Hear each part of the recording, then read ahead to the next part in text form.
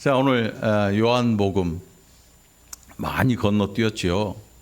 우리가 마태복음을 계속 거진 한 1년을 살펴봤어요. 1년을. 그러니까 신약 성경이 끝나려면 이 요한계시록까지 언제 가나 싶은데 복음서 하나를 살펴보는데 1년이 걸렸단 말이에요. 그런데 놀랍게도 두 개를 건너뛰어 버렸어요. 마태복음 다음에 마가복음이 있고 누가복음이 있는데 이 두 개를 건너뛰고 요한복음으로 왔어요. 여러분 신앙생활하면서 이걸 착각하면 안 돼요. 마가복음, 누가복음 하니까 마시하고 누시가 썼냐? 그건 아니거든요. 예수님의 제자 이 마태, 마가, 누가, 요한 이 사복음서가 있는데 우리가 살펴봤던 마태복음 그리고 마가복음 건너뛴 마가, 누가복음은 이 공관복음이라고 일컬어져요. 이 공관복음이 뭐냐면 같은 시각을 가지고 이 예수 그리스도의 행적을 봤다 그래서 공관복음이라고 일컬어지고, 그래서 그 안에 사건들을 보면 이 동일한 사건들이 이 마태, 마가, 누가를 읽다 보면 이거 어디서 많이 읽은 건데 하는 생각이 날 정도로 이 같은 사건들이 계속해서 기록되고 있는 것을 우리가 볼 수가 있습니다. 그래서 이 세 복음서를 공관복음이라 그래요. 그래서 신약에는 사복음서가 있는데 이 마태, 마가, 누가 이 세 가지 복음을 공관복음이라 그리고 요한복음을 따로 분리를 합니다. 그렇다고 해서 뭐 책을 분리하는 건 아니고 이 기록한 이 내용이 그런 면을 가지고 있다는 거죠. 그래서 오늘 우리가 이제 처음 살펴볼 요한복음을 보면 이 요한복음은 이 세 복음과 아주 많은 차이가 납니다. 많은 차이가 나요. 뭐 어떤 학자들은 한 90% 정도가 차이가 난다 이렇게 얘기를 하는데 그렇다고 해서 잘못된 건 아니지요. 어떤 사건에 대해서 이 마태, 마가, 누가는 같은 관점을 가지고 기록을 했다면 요한복음은 요한은 예수님의 제자 사도 요한은 또 다른 것을 통해서 그리스도를 나타내고 있어요. 그게 오늘 우리가 살펴보기 시작하는 요한복음인데 이 사도 요한이 이 기록하면서 가장 처음 그리스도에 대해 무엇이라고 설명하고 있는가 하면 태초에 말씀이 계시니라 이렇게 기록을 하고 있어요. 그게 요한복음 1장 1절의 내용이죠. 자, 그래서 이 마태, 마가, 누가복음이 예수를 아직 알지 못하고 믿지 않는 사람들에게 그 사람들을 위해서 기록한 복음서라면 요한복음은 이미 예수 그리스도를 알고 있는 사람들에게 더더욱 확고한 믿음과 흔들리지 아니하는 신학적인 그리고 신앙적인 흔들리지 아니하는 무언가를 위해서 기록을 하고 있다는 사실이에요. 그러니까 요한복음 모든 성경은 중요합니다. 그러나 그 가운데 요한복음은 우리에게 더 아마 이 효과적인 복음을 제시해주고 우리가 그것을 듣고 더 흔들리지 아니하는 신앙을 갖도록 해주는 것이 요한이 기록한 이 요한복음을 기록한 목적이라는 거죠. 자, 태초라는 말을 들으니까 뭔 생각이 납니까? 저 앞에 있는 창세기 생각이 나요. 창세기. 네? 창세기. 태초에 하나님이 천지를 창조하셨다. 창세기의 시작에 기록된 내용이죠. 그 태초와 이 태초가 같은 내용이에요. 그런데 요한이 지금 말하고자 하는 이 태초는 뭐냐면 태초에 말씀이 계셨다. 그러니까 태초라는 게 우리가 알기로 태초에 하나님이 천지를 창조하셨다 하니까 창조가 시작된 시점을 말하는 걸로 우리가 착각하기 쉬운데 태초 창조가 시작된 시점을 이야기하는과 동시에 이 창조를 시작하는 하나님이라고 하는 이 존재, 곧 여호와라고 일컫는 스스로 있는 자라고 하는 이 존재는 태초 이전부터 존재하고 있는 신이라는 사실을 우리가 늘 기억해야 돼요. 그렇지 않으면 우리가 어떤 생각하냐면 수많은 이단들이 기독교에서 이단들이 발흥을 하면서 사람의 생각을 가지고 이것을 연구하고 이것을 설명하려다 하다 보니까 예수 그리스도는 인간이었다. 그는 신이 아니라 인간이다. 그 신적인 생각을 했을 뿐이다. 또 어떤 사람은 예수는 완전한 신이었지 인간은 아니다. 인간으로 왔다고 하는 것은 그런 생각을 가지고 우리가 영감을 얻도록 하기 위해서이다. 이런 생각을 하기도 이단들이죠. 그런데 오늘 이 요한복음 1장 1절의 말씀은 태초에 말씀이 계시니라 존재했다는 걸 설명하고 있어요. 다른 이 앞선 복음서들은 예수 그리스도가 동정녀의 몸에서 태어나서 이 땅에 보내신 일에 대해서 기록을 하고 있고 우리가 성탄절 때마다 그걸 읽잖아요. 그래서 말 구유에 누이신 아기 예수를 보니 이런 내용들을 읽잖아요. 그런데 신기하게도 요한복음은 예수 그리스도의 탄생을 기록하는 게 아니고 예수 그리스도의 존재가 어디서부터 있냐? 그는 영원 전부터 존재하고 계셨다. 그게 바로 태초에 말씀이 계시니라. 이렇게 시작하고 있는 거죠. 그래서 이 창세기에 나오는 태초에 하나님이 천지를 창조하시니라 이것처럼 이미 존재하고 계셨던 하나님께서 세상을 만들기 시작하셨다. 이 말은 뭐냐면 여호와라고 하는 이 신은 이 피조에 포함되지 않는 거예요. 이거 굉장히 중요한 문제예요, 여러분. 굉장히 중요한 문제예요. 우리가 하나님의 크기를 어떻게 정의하고 있느냐? 하나님의 크기 말이에요. 하나님의 크기. 하나님은 그 크기를 알 수가 없어요. 우리가 몇 미터인지 몇 킬로미터인지 알 길이 없어요. 그게 하나님에 대한 정의. 크기를 알 수도 없습니다. 그의 존재가 발등상이 있다고 기록이 되어 있는데 우리는 그 발등상을 볼 수 있을지 살아서 볼 수 있을지 그것도 알 수가 없어요. 천국 간 성도들은 그 발등상을 보겠지요. 얼마나 하나님의 발등상이 크게 기록되어 있냐면 온 우주를 밟고 서 있는 하나님의 발등상 이렇게 표현될 수도 있는 거죠. 그러니까 하나님의 그 크기가 얼마나 한지 우리는 알 길이 없습니다. 그걸 함부로 정의할 수도 없어요. 자, 그래서 사도 요한이 지금 강조하고 있는 건 뭐냐면 예수 그리스도라고 하는 이 땅에 오신 이 메시아는 피조된 분이 아니다라는 거예요. 응? 피조된 분이 아니다. 말씀이 육신이 되어서 우리 가운데 거하심에, 저 뒤에 보면 예수 그리스도의 성육신을 말씀이 육신이 되어서 우리 가운데 거하신다. 이렇게 또 이 표현을 하고 있죠. 자, 아무튼 사도 요한이 지금 요한복음에서 시작과 동시에 이야기하고자 하는 건 뭐냐면 그리스도는 하나님이시라는 거예요. 여러분, 예수님은 하나님이십니다. 하나님으로서 조금만 부족함도 없는 완전한 하나님이시지요. 이걸 믿지 못하면 하나님을 알지 못하는 거예요. 그리고 예수님은 완전한 사람이십니다. 어떤 사람들이 예수님은 50%가 신이고 50%가 사람이라고 그랬어요. 네? 그게 뭐예요?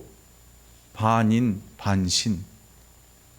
그리고 로마나 이 그리스 신화에 보면 반인 반신이 나오지요. 그 중에 대표적인 게 누구예요? 헤라클레스 같은 애들. 힘 엄청 세고 신의 아들이잖아. 신인데 사람이야. 반인 반신. 이걸로 예수 그리스도를 설명하려는 사람들이 있었습니다. 아주 뿌리가 깊어요. 그런데 이단이에요. 잘못된 설명이죠. 예수 그리스도께서는 완전하신 하나님이십니다. 완전하신 인성을 가지신 사람이기도 하셨어요. 100% 신이었고 100% 사람이셨어요. 그렇게 하지 않으면 예수 그리스도께서는 이 땅에 우리를 구원하실 유월절 어린 양을 상징하는 메시아로서 자격을 상실해요. 와도 소용이 없어요. 사람의 죄는 짐승의 피로 속하는 게 아니고 짐승의 피를 흘려서 속하는 그 모양을 보여준 거예요. 그래서 구약의 모든 제사는 그 형식이 대단히 중요했어요. 왜냐하면 사람의 죄를 하나님 앞에 용서받는 게 사실은 불가능해요. 사람의 죄를 용서받는다는 게. 그래서 사람이 죄를 지으면 짐승이 피를 흘려서 그 죄를 덮는 거예요. 그 죄가 없어지는 게 아니고 그 피로 덮어서 하나님 이 죄를 좀 보지 말아주세요 하는 거죠.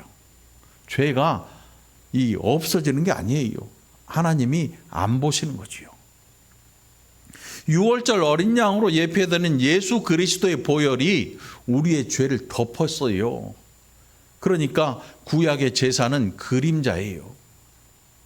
그리고 이것은 이 구약의 제사는 그 효력이 영원하지가 않았어요.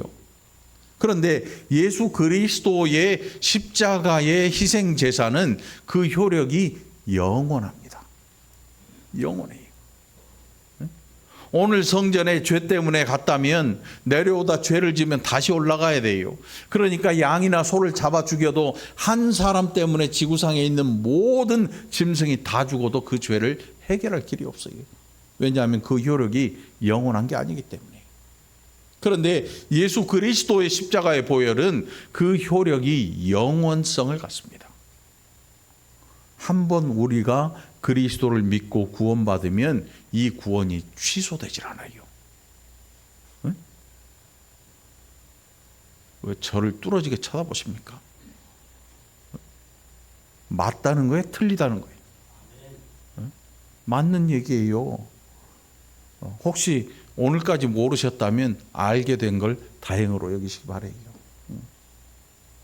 자, 그래서 예수 그리스도를 믿는 이 믿음, 그래서 우리가 믿음을 가지고 예수 그리스도를 믿잖아요. 믿음을 가지고 있단 말이지요. 이 구원받은 이 구원이 취소되질 않아요. 왜요? 이 효력이 영원하기 때문에. 그러니까 여러분, 사람을 함부로 정죄하면 안 돼요. 어떤 사람이 예수 믿었는데, 야, 저거는 왜 예수 믿는 애가 저 모양이냐, 저 꼴이냐, 저거 예수 믿는 거 맞냐, 저거 구원 얻겠냐, 저거 저래가지고 어떻게 하나님 백성이라고 일컫겠냐, 막 우리 마음대로 정죄하고 그러면 안 돼요. 왜냐하면 구원은 하나님한테 속한 거거든요. 구원에 내가 한 착한 일이 티끌만큼이라도 섞였으면 그거는 하나님의 구원이 아닌 거예요.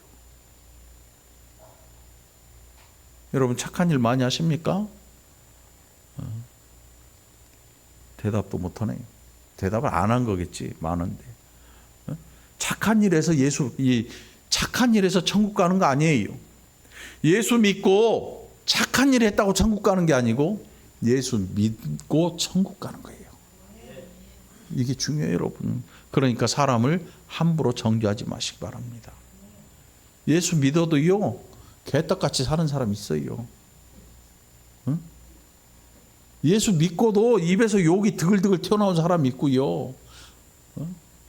저 사람 왜 이렇게 안 변할까 하는 사람도 엄청 많아요.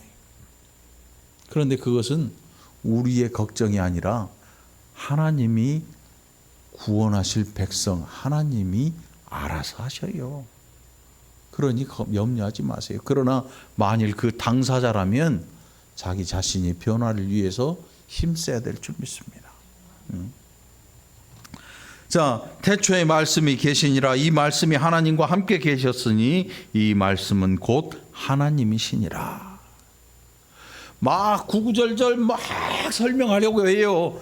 왜 예수님이 하나님이냐, 뭐 동정녀 탄생했다, 뭐 구구절절 막 설명하려 해요. 우리는 예수님이 왜 하나님이시냐, 막 설명을 엄청 하려고 합니다. 그런데 사도 요한은 아주 시원하게 말합니다. 태초에 말씀이 계셨는데 이 말씀은 곧 하나님이시다. 그리고 저 뒤에 가서 말하기를 이 말씀이 육신이 되어서 우리 가운데 거하셨다. 그게 누구냐면 예수 그리스도시다. 하나님의 말씀이 사람이 되어 이 땅에 오셨다. 이렇게 말씀해요. 구구절절 사람 멱살을 잡고 야 제발 믿어라 말아라, 내가 설명해 줄게, 뭐 이런 게 아니고 그분은 태초의 말씀으로 존재하셨고 그분은 피조된 이가 아니며 그분은 태초 이전부터 영원히 계셨던 하나님이실 뿐만 아니라 그 말씀이 육신이 되어서 우리 가운데 거하셨다. 그분은 임마누엘 하신 하나님이시다. 이렇게 우리에게 얘기를 하고 있는 거죠. 여러분, 예수님 믿으시기 바랍니다. 그가 태초에 하나님과 함께 계셨고 만물이 그로 말미암아 지은 바 되었으니 지은 것이 하나도 그가 없이는 된 것이 없느니라. 예수 그리스도가 피조됐다고 믿는 사람들은 하나님의 창조에 그가 관여했다고 생각할 수가 없는 것입니다. 그런데 요한은 말하기를 만물이 그로 말미암아 지은 바 되었다. 그리고 그에 앞서서 뭐라고 했냐면 그가 태초에 하나님과 함께 계셨다. 이미 이 세상이 지음을 받기 이전에 존재하셨다. 존재하고 그의 존재는 영원 전부터 영원까지에 이른다.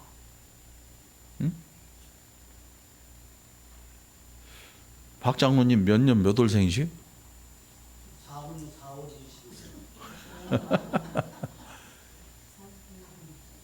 전쟁고아나 뭐 이런 분들은 자기 생일을 정확히 몰라요. 그렇다고 해서 그 존재가 영원하는 게 아니에요. 언젠가 태어난 날짜가 있어요. 그것도 점치는 사람들은 몇 시 몇 분까지 알더라고. 예수 믿는 사람들은 그건 몰라. 여러분 태어난 시 아십니까? 잊어버려. 잊어버려. 아, 누가 알고 있었어?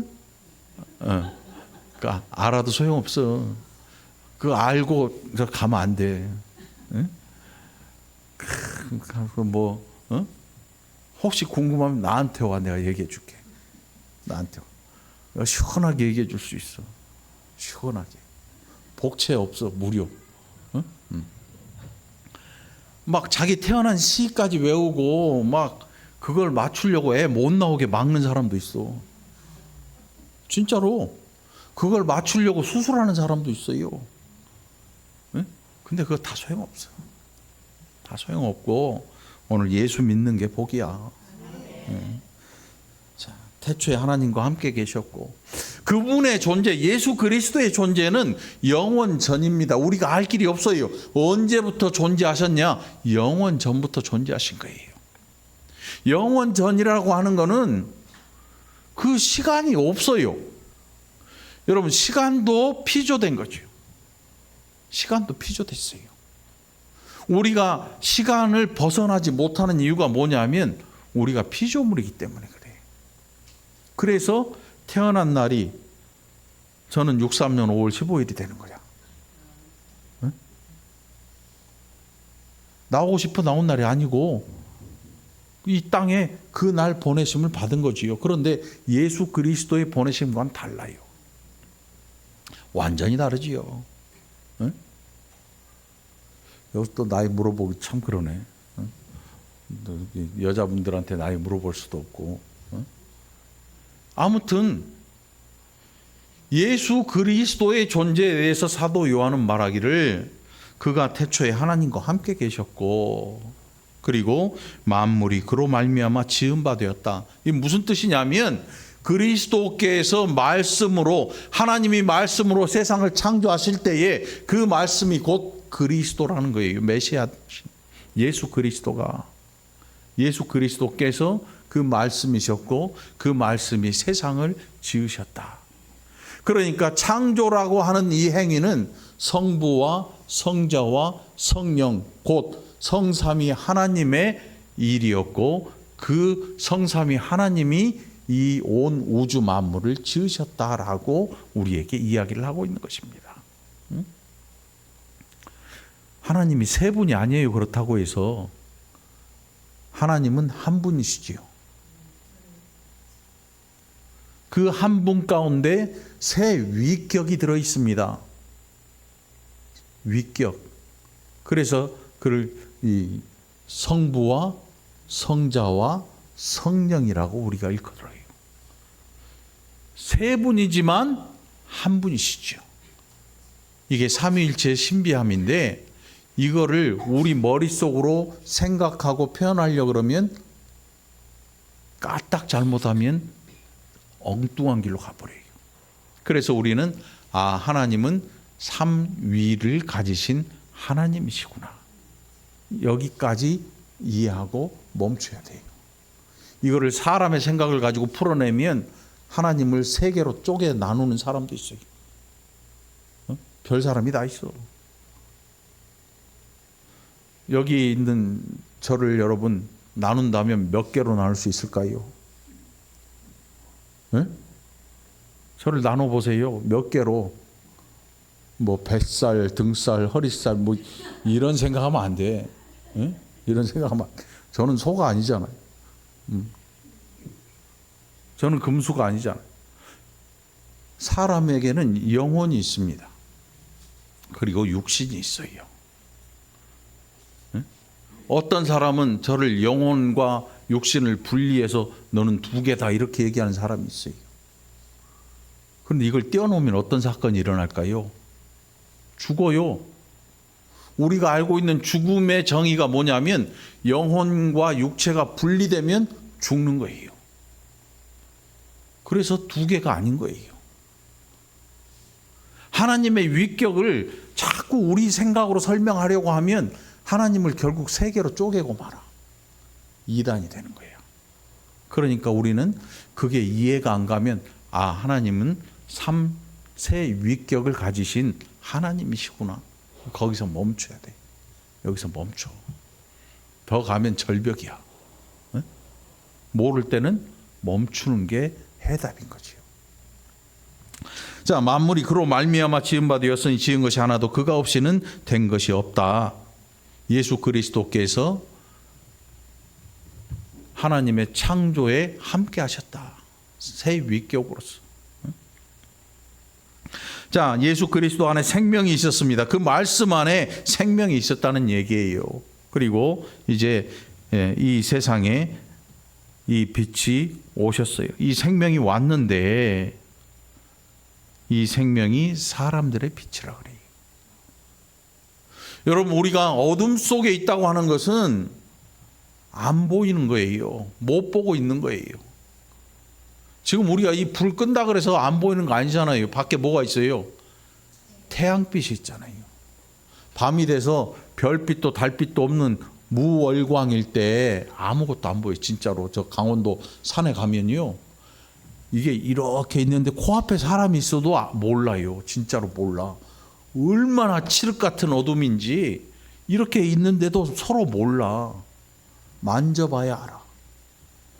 그러니까 거리가 조금 떨어져 있어서 총 들고 이렇게 가잖아요. 몰라요. 칠흑 같은 어둠이란 게 그런 거야.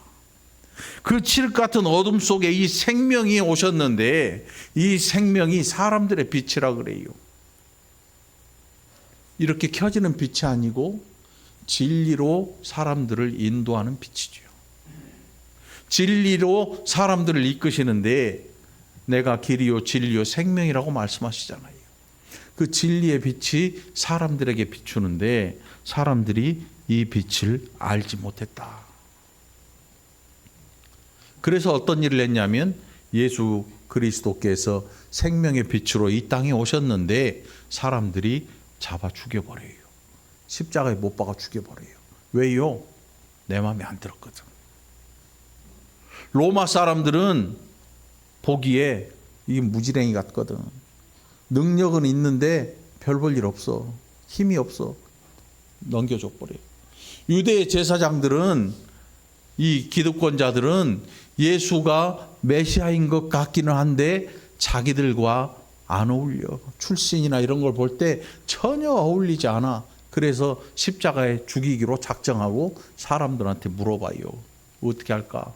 누구 놔줄까? 바라바를 놔줄까? 예수를 놔줄까? 물어봤더니 바라바 놔주고 예수 죽여라 그래. 생명의 빛이 그들에게 비쳤는데 깨닫지 못하고 죽여버린 거예요. 우리는 그거를 끝났다라고 생각했는데 하나님이 그를 다시 살리실 줄을 알지 못한 거지요. 자, 빛이 어둠에 비추되 어둠이 깨닫지 못했다 그럽니다. 그리고 하나님께로부터 보내심을 받은 사람이 있으니 그의 이름은 요한이라. 이 요한은 이 성경을 기록하고 있는 사도 요한이 아니고 세례 요한이 세례 요한.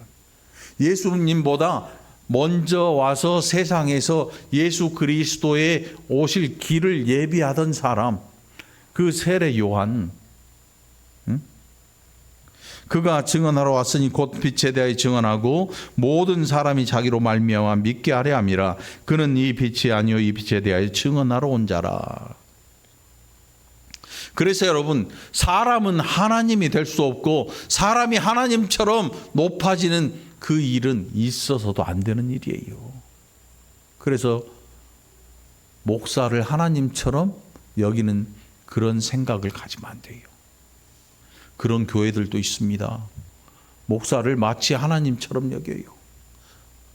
그런데 그렇지 않아요. 목사는 하나님이 아니고 하나님처럼 여겨져서도 안 돼요. 세례 요한은 세례 요한으로서의 할 일을 하러 왔어요. 그는 메시아의 지위를 뭔가 조금이라도 더 높아지려는 이런 시도를 해서도 안 되는 사람. 사람은 하나님 앞에 살아가는 이 일로, 하나님 예수 그리스도를 믿는 이 일로 감사할 따름인 거지. 내가 세례 요한이라 그래서 내 지위가 높아지고 그 권력을 가지고 있어야 되냐? 천만의 말씀이에요. 세례 요한은 나중에 목이 잘려서 쟁반 위에 그 머리가 올라갑니다. 그리고 세례 요한은 자기가 여태까지 해왔던 일에 대해서 예수 그리스도에게 제자들을 보내서 물어봐요. 내가 이렇게 이 메시아의 앞길을 예비하고 있었는데 당신이 오실 그이입니까? 라고 물어봐요. 제자를 통해서 예수님에게. 내가 지금 해왔던 일이 옳습니까? 내가 당신이 이 메시아가 온다는 사실을 알고 내가 보냄을 받아서 당신의 길을 예비하고 있었는데 당신이 오실 그이가 맞습니까? 그리고 죽어요.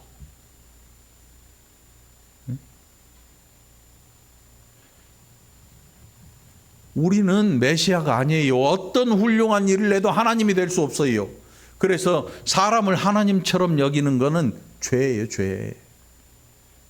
하나님의 자리에 오르는 그게 죄예요. 지나치게 사람들이 높이는 거, 그거 경계해야 될 필요가 있는 거죠. 존경받는 거 좋아요. 그러나 하나님처럼 높임받는 일이 있다면 빨리 그 자리에서 튀어내려와야 돼요. 유대인들은 그걸 원했어요.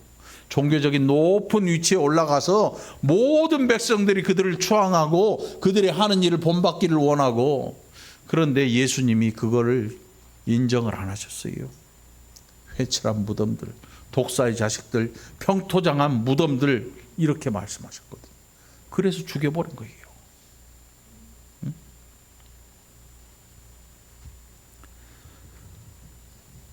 세례 요한의 하는 일은 보내심을 받은 자로 그 일을 행하기 위해서 온 자였어요. 그래서 그 일을 행하는 것을 즐거워했지요. 그리고 마지막에 끝까지 자기가 했던 일이 맞는 일인가를 확인한 게 그 질문이었어요. 당신이 오실 그이가 맞습니까? 참빛 곧 세상에 와서 각 사람에게 비추는 빛이 있었습니다. 그게 바로 예수 그리스도께서 이 땅에 오셔서 공생애를 시작하시면서 사람들에게 들려준 하나님 나라의 복음이었어요. 하나님 나라의 복음. 우리가 예수님의 공생애를 쭉 살펴보면 그분이 자신을 알리기 위해서 하신 일이 아무것도 없어요. 하나님 아버지의 뜻을 전하러 오셨죠. 교회 공동체라고 하는 게 무슨 일을 해야 될까요? 어떤 사람은 구제가 최고라고 그래요. 야, 교회 헌금 모아놨으면 그걸로 어려운 사람들 도와주면 얼마나 좋겠냐. 유다의 생각도 그랬어요. 가룟 유다도 그런 생각을 가졌어요. 그런데 예수를 팔아버렸어요. 교회는 구제가 먼저가 아니야. 그러면 뭘 해야 되냐? 교회는 복음을 전하는 게 가장 우선순위가 돼야 돼. 그리고 그 복음을 전하기 위해 모인 사람들이 함께 신앙을 가지고 하나님 앞에 예배하고 우리의 신앙이 더욱더 경건해지고 더욱더 든든해지기를 위해서 다져가는 장소가 교회가 돼야 되는 거지. 그러니까 이 교회에서 우리의 모임은 각 사람이 옆 사람을 보고 어머 나보다 좋은 옷 입었네 시기하고 샘내는 자리가 아니야.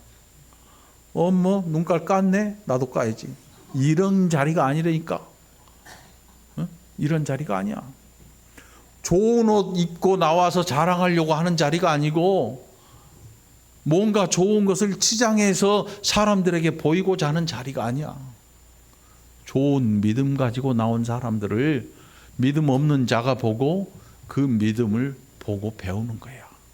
와, 예수 믿는 게 이렇게 아름다운 일인가? 예수 믿는 게 이렇게 좋은 일이었던가? 그래서 이 복음을 가지고 세상에 나가는 거죠. 우리의 생각에 복음 전한다고 하는 건 어떤 겁니까? 성경을 달달 외워가지고 막 어디 가서 막 이렇게 하는 게 복음 전하는 거라고 생각해요? 천만의 말씀이에요. 그걸로 복음을 전했으면 이 나라는 이미 교회로 차고 넘쳐버렸을 거예요. 다 교인이 됐을 거예요.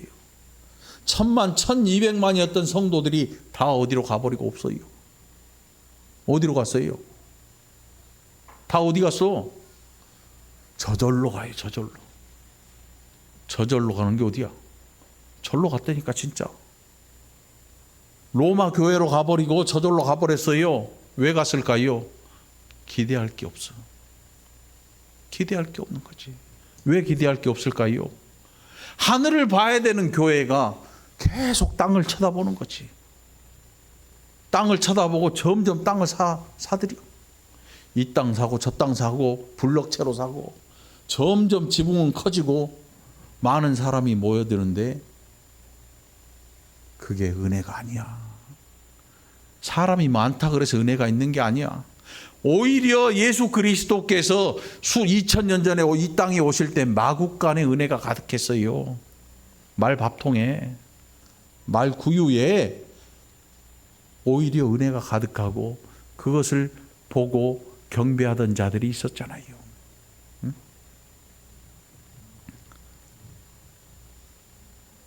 그가 세상에 오셨어요. 그런데 11절에 보니까 자기 땅에 오매 자기 백성이 영접하지 않았다.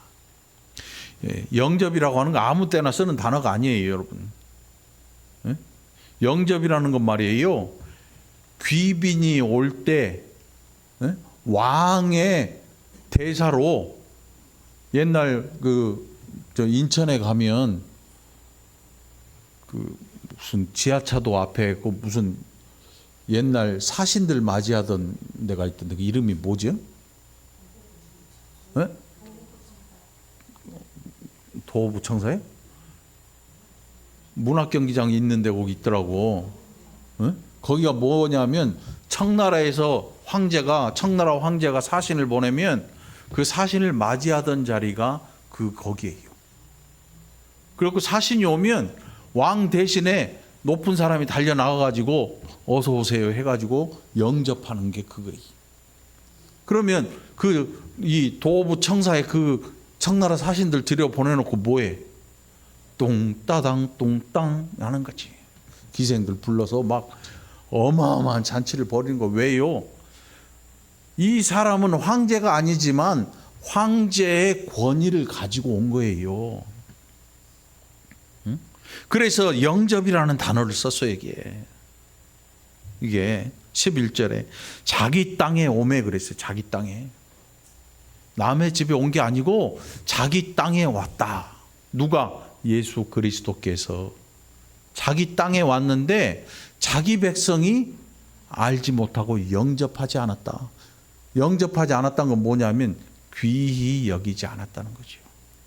영접받아 마땅하신데 귀히 여기지 않고 함부로 대한 거예요. 그리고 잡아 죽여버린 거예요. 그가 세상에 계셨으며 세상은 그로 말미암아 지은 바 되었으되 세상이 그를 알지 못했다. 자기 땅에 오매 자기 백성이 영접하지 아니하였다. 그런데 오늘 저와 여러분에게 하나님께서 엄청난 위로와 힘을 주십니다. 꿈을 주십니다. 자, 그 밑에 12절 우리 함께 봉독해요. 시작. 영접하는 자 곧 그 이름을 믿는 자들에게는 하나님의 자녀가 되는 권세를 주셨으니. 할렐루야. 와. 여러분 자신이 누구이냐? 어떤 사람은 자신을 굉장히 학대하고 자신을 굉장히 참 밑에 이렇게 이 자존감을 상실해버린 사람들이 있습니다. 자존감이 상실되면 자기를 아주 천하게 여겨요. 그 자존감이 상실되면 어떤 현상이 일어나냐면, 여러분 거지들 보셨지요? 거지도요 자존감이 있으면요 함부로 땅에 있는 음식 안 주워 먹어요. 그러면 거지는 어떤 방법으로 먹어요? 네? 그치, 깡통 하나 들고 잔치집 명단 들고 돌아다니는 거지 옛날에는. 네? 거지가 적어도 먹으려면 구걸해서 먹어야지. 거지의 자존심이 있잖아. 거지가 땅에 있는 음식을 주워 먹는 순간 뭐가 돼요? 그렇지. 땅거지가 되는 거지. 땅거지. 땅자가 하나 붙냐 안 붙냐에 따라서 거지도 급이 있는 거예요. 응? 응? 거지도 급이 있다니까. 응? 여기에 우리가 신앙생활을 하면서 자기 자신에 대한 이 긍지와 우리의 신앙에 대한 긍지와 자부심 이런 게 상실돼 버리면요, 예수를 믿는데도 불구하고 세상 사람보다 못한 마음을 가지고 살게 돼요. 예수 믿는 사람은 마음이 부요해집니다, 여러분. 왜 부요해질까요? 돈이 많아서 부요해지는 게 아니고 예수 때문에 부요해지는 거예요. 오늘 그 답이 어디 있냐면 여기 있잖아요. 영접하는 자 그 이름을 믿는 자들에게 뭐가 된다 그래요? 하나님의 자녀가 된다. 그냥 끝내는 게 아니고 권세를 주셨다 그래요. 여기에 권세라는 게 뭐냐면 어마어마한 힘이에요. 힘. 권세라는 말을 아무 때나 안 쓰잖아요. 응? 길 가는 애들, 야 일로 와봐, 돈 줘, 돈 내놔. 없어요. 뒤져서 나오면 10원에 한 대야. 이렇게. 이거는 권세가 아니야. 권세가 아니야. 그건 악이지. 악. 나쁜 짓이지. 그걸 보고 권세라고 하는 사람은 이게 뭐가 좀 잘못된 사람이지. 권세란 건 뭐냐면 어느 곳에 갔을 때 모든 사람들이 그를 높이는 거예요. 높이는 거. 왜요? 안 높이면 안 되니까 높이는 거야. 권세 아닌 권세들이, 이 세상의 권세 같은 권세는 다 가짜 권세야. 진정한 권세는 하나님의 권세인 거예요. 모두가 거부하고 모두가 아니라고 해도 진리가 확고하기 때문에 진리는 반드시 나타나게 돼 있거든요. 그래서 권세가 증명이 돼요. 증명이 돼.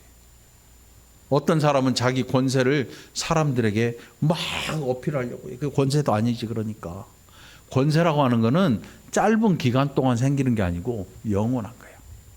이 권세를 이길 자가 없는 거예요. 이 권세를. 그런데 우리에게 주신 이 어마어마한 게 뭐였냐면 예수 그 이름을 믿는 자들에게는 하나님의 자녀가 되는 권세를 주셨다 그래요. 우리가 이 권세가 지금 이 땅에서 막 떵떵거리고 사는 이 권세가 아니고 저 하나님 나라의 백성, 하나님 나라를 기업으로 물려받은 자가 됐다는 점. 여러분, 우리의 신분이 그런 신분인 거죠. 이 한 해 2024년 한 해를 지금 이제 한 달밖에 안 남았어요. 한 달도 안 남았죠. 오늘 12월 1일이니까.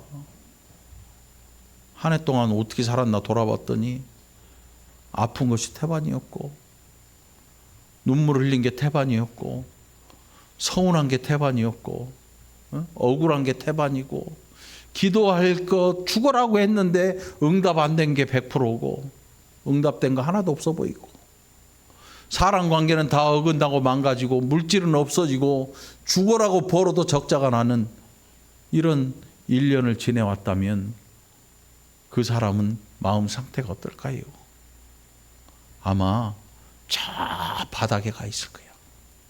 자기 자신에 대해서 나는 왜 이렇게 살아야 되나? 나는 왜 이렇게 태어났을까? 자기의 태어난 것을 저주하고 그렇게 살아가고 있을지 몰라요. 그런데 오늘 이 본문은 우리에게 확고한 답을 주고 있습니다. 예수 그 이름을 믿는 자들에게 하나님의 자녀가 되는 권세를 주셨다. 오늘 저와 여러분 예수님 믿으십니까? 그 이름을 믿는 자가 되면 하나님의 자녀가 된 것입니다. 그리고 그 자녀가 가지는 권세를 가진 거예요. 이 권세가 뭐냐 하면 하나님 앞에 나아갈 수 있는 거예요. 아니, 여러분 지금 저 어디 우리나라 알만한 기업들 있잖아요. 세계 얼른 대박.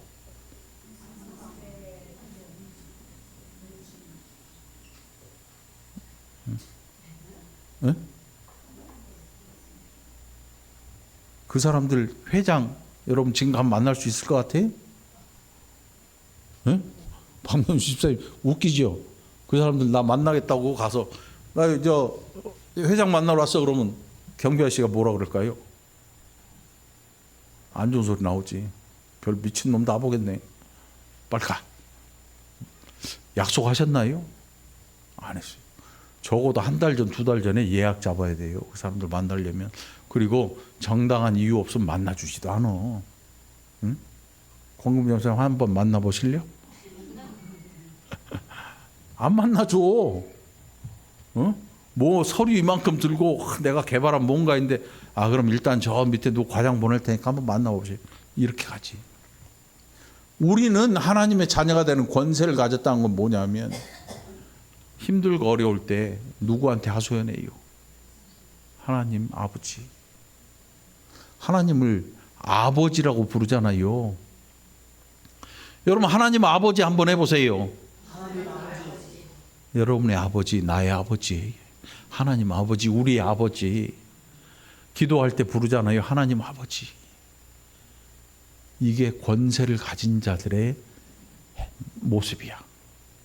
이 권세가 없이는 하나님을 아버지라 부르지 못해요. 왜냐하면 그의 영이 안 계시거든요. 너무 오래 했네. 배고프겠네. 자, 말씀이 육신이 되어 우리 가운데 거하시며 우리가 그의 영광을 보니 아버지의 독생자의 영광이요 은혜와 진리가 충만했다.